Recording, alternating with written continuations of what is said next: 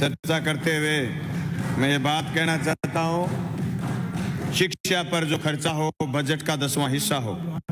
ये नारा हम विद्यार्थी जीवन से एसएफआई में काम करते थे तब भी लगाते थे, दीवारों पर लिखते थे। मैं तो खुद विद्यार्थी राजनीति से यहाँ पहुंचा हूं। आज भी विद्यार्थियों की मांग रहती है कि जीडीपी का 6%, केंद्रीय बजट का 10% और राज्य बजट का 6% शिक्षा पर खर्च होगी। कोठारी कमीशन 1964 में बना था, उसने भी ये सिफारिश की थी कि शिक्षा पर जीडीपी का 6% खर्च होना चाहिए। केंद्र के इस साल के बजट में जीडीपी का केवल 3.4% शिक्षा पर खर्च करने का प्रावधान रखा गया।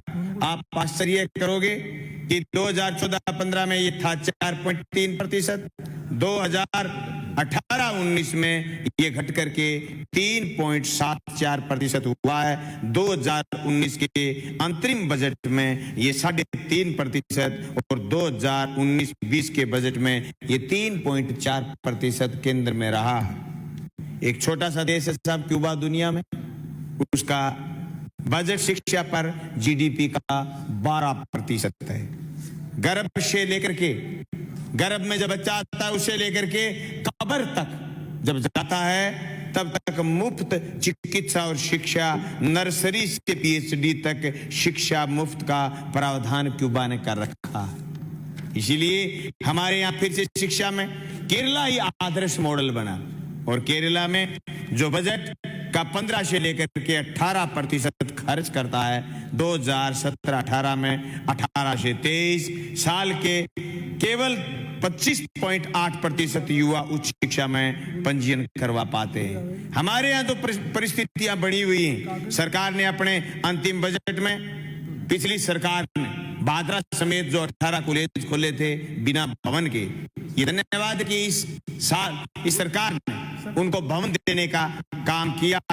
इस बजट में नए 32 राजकीय महाविद्यालय खोलने की घोषणा भी की, लेकिन आज भी राजकीय कॉलेज एक एक लेक्चरर के भरोसे चल रहे हैं, या फिर लेक्चरर जैसे सारे साथी भाग लेते हैं तो सारे साथियों की मांग ये रहती है कि वहां स्कूल में भवन नहीं है, कॉलेज में भवन नहीं है, लेक्चरर नहीं है। और तो और इस सदन में बैठने वाले 7 बार जीत करके आने वाले माननीय सदस्य जो विभाजन संख्या 138 लिख रहे हैं कि विधानसभा क्षेत्र चुरू के विद्यालय में स्वीकृत शिक्षकों के पद रिक्त होने से उत्पन्न स्थिति के विषय में चर्चा करना चाहते हैं।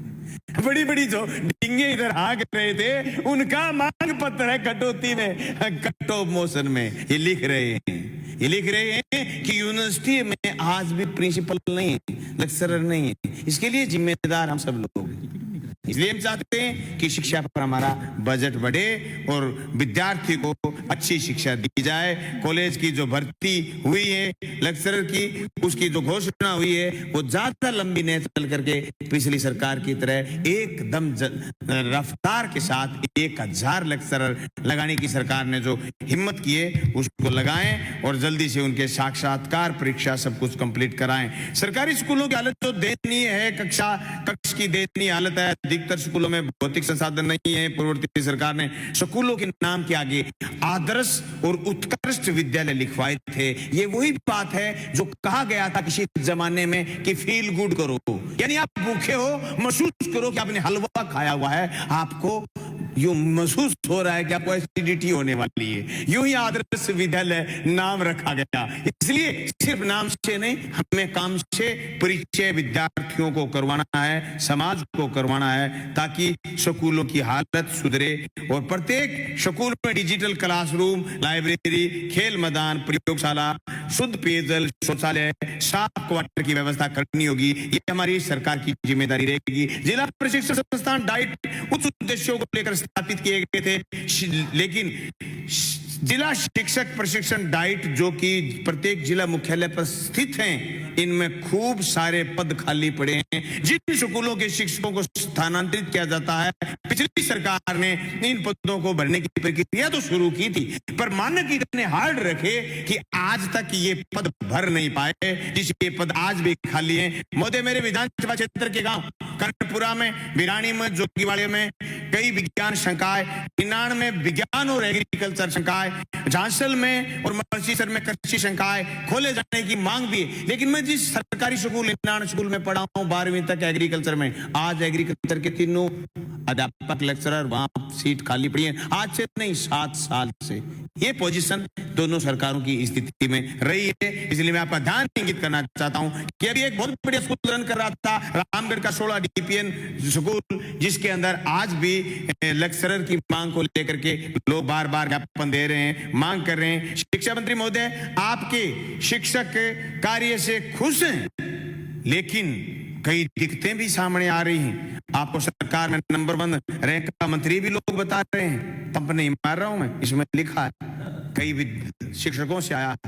आपने शिक्षकों की सबसे बड़ी मांग नई पेंशन योजना की जगह पुरानी पेंशन योजना पर आपने अभी सकारात्मकता नहीं दिखाई है, इसलिए थोड़े थोड़े आपसे नाराज भी हैं। शिक्षकों की मेहनत की कमाई को बाजार के हवाले करना जायज नहीं है। हम ये बहाना कर लें कि साहब केंद्र नहीं मानेगा तो राज्य नहीं मानेगा, नहीं, राज्य मजबूती के साथ खड़ा हो, केंद्र भी एक दिन आपका हो जाएगा।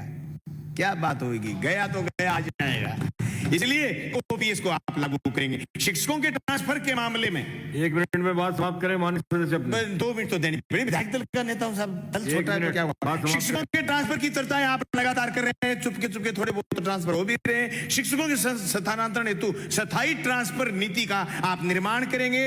असाध्य पीड़ित विधवा प्रत्यक्ष पति पत्नी के प्रकरण में आवेदन ट्रांसफर से ही हो, पोस्टिंग जहां उनको ढंग से मिले, म्यूचुअल ट्रांसफर भी आप तुरंत आदेश करें और ये नीति बढ़िया सी आप लेकर के आए। आप ऐसी परिस्थिति पैदा नहीं करें कि बंशीधर भाजिया का मुझे फिर जिक्र करना पड़े इस सदन के अंदर।